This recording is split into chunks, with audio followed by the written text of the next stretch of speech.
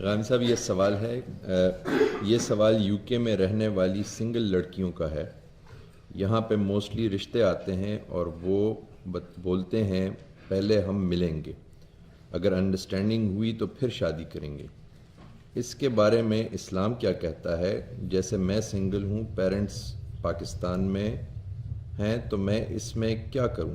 کیا ملنا شادی کی نیت سے جائز ہے؟ دیکھیے، جب آپ کسی ایسے معاشرے میں ہیں جہاں شادی بیاہ کے لیے لوگ اسی چیز کو موضوع سمجھتے ہیں، تو یہ جان لیجئے کہ اللہ تعالیٰ نے ممنوع کیا چیز کی ہے، کس چیز سے روکا ہے۔ وہ ایک اصلاً ہے اور ایک سد ذریعہ ہے۔ یہ دونوں اصطلاحات پہلے سمجھ لیجئے۔ یعنی بارہا ایسا ہوتا ہے کہ ہم کسی چیز کو جو اپنی ذات میں بری ہوتی ہے اس سے روکتے ہیں۔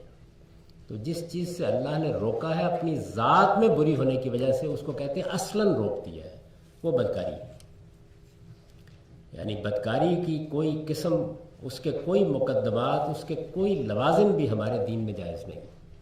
کیوں جائز نہیں ہے؟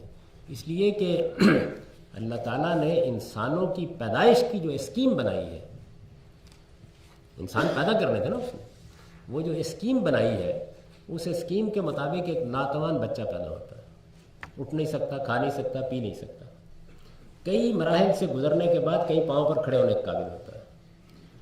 قدیم تمدن میں 12-15 سال میں والدین سے بے نیاز ہو جاتا تھا، اب تو تعلیم تربیت کے بے شمار مراحل، کہیں باہر بھیجنا ہے، کہیں آنا ہے، کہیں جانا ہے، 20-22 سال، 30 بلکہ 30 سال لگ جاتے ہیں۔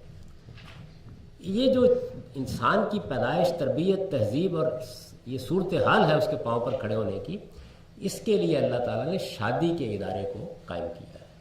شادی کا ادارہ ایک مرد و عورت کے درمیان جنسی تعلق کو لیگلائز کرنے کا نام نہیں ہے، یہ ایک بڑا مقدس ادارہ ہے۔ یہ خدائی اسکیم کو بروئے کار کرنے کے لیے قائم کیا گیا ہے۔ تو ہمارا پروردگار یہ چاہتا ہے کہ یہ جو اولاد پیدا ہونی ہے، یہ جو آئندہ نسل پرورش پانی ہے، یہ میاں اور بیوی ایک کانٹریکٹ میں بند کر اپنی تمام توجہات کا مرکز اس کو بنائے۔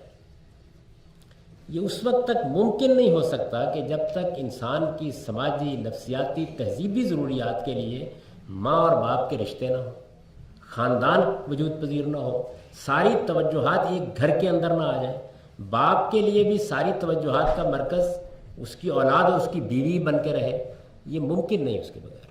اگر انتشار ہوگا اور خاص طور پر جذباتی انتشار ہوگا تو آپ جانتے ہیں کہ جب یہ پیدا ہوتا ہے تو گھر برباد ہونے شروع ہو جاتے ہیں۔ تو اس لیے اللہ تعالیٰ نے بدکاری کو شادی کے بعد ممنوع قرار دے دی۔ اب آپ سوال کریں گے شادی سے پہلے کیوں؟ اس لیے کہ یہ ایسی چیز ہے نشے کی طرح کہ اگر ایک بار اس کا راستہ کھول دیا جائے تو یہ ایڈکشن پیدا کر دیتی ہے۔ اب کوئی ایسا سوئچ ایجاد نہیں کیا جا سکتا کہ شادی کے بعد آف کر دیا جائے۔ تو اس لیے اللہ تعالیٰ نے پہلے دن سے اس کو ممنوع قرار دے دیا۔ تو کسی شکل میں بھی بدکاری کو ہم گوارا کرنے کے لیے تیار نہیں ہیں۔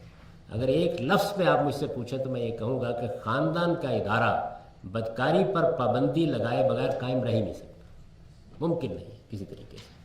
تو اس کو ممنوع قرار، یہ اصلاً ممنوع ہے ہمارے دین میں۔ آپ جانتے ہیں 3 بڑے گناہ جو قرآن مجید نے بیان کیے ہیں اور جن پر یہ کہا ہے کہ سخت ترین سزا اللہ تعالیٰ دے سکتے ہیں، ان میں سے ایک شرک ہے، ایک قتل ہے اور ایک بدکاری، یہ اصلاً منع ہے۔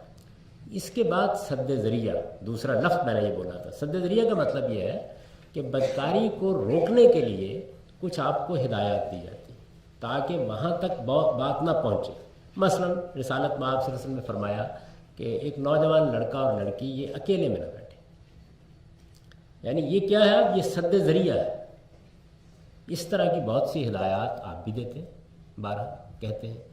تو ایک لڑکی اور لڑکے کو شادی کرنی ہے، وہ آپس میں اگر ملتے ہیں، بیٹھتے ہیں، ایک دوسرے کو سمجھنے کی کوشش کرتے ہیں اور اس طرف معاملہ نہیں جاتا تو اسلام کو کوئی اعتراض نہیں۔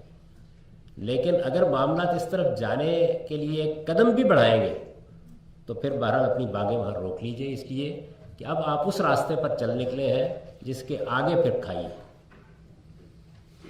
یہ اصول سمجھ لیجیے۔ اس کو خدا کے پیغمبر نے ایک بہت خوبصورت طریقے سے واضح کیا۔ آپ نے فرمایا کہ دیکھو یہ جو بدکاری ہے اس کی ابتدا نگاہ سے ہوتی ہے، وہ بھی بدکاری کرتی ہے، ہاتھوں سے ہوتی ہے، وہ بھی بدکاری کرتے ہیں، یعنی بہت سے مراحل سے گزرنے کے بعد رسول اللہ صلی اللہ علیہ وسلم فرمایا کہ پھر آخر میں شرمگاہ یا تصدیق کرتی ہے یا تکذیب کر دیتی ہے. یعنی سارے سفر کا خاتمہ یا اس پر ہو جاتا ہے یا آدمی لوٹ آتا ہے. تو فرمایا اگر سارے مراحل طے کر کے لوٹ آئے تو خدا نہیں پوچھے گا، اور اگر سارے مراحل طے کر کے لوٹے نہیں تو پھر پیچھے سے پکڑ لے گا، پھر وہ نظر سے پکڑ لے گا. تو اس لیے یہ ہے اس معاملے میں صحیح نقطہ نظر، اس پر قائم رہیے. شادی آپ نے کرنی ہے، مل لیجیے، کوئی حرج کی بات نہیں ہے، لیکن اس چیز کا لحاظ کر کے.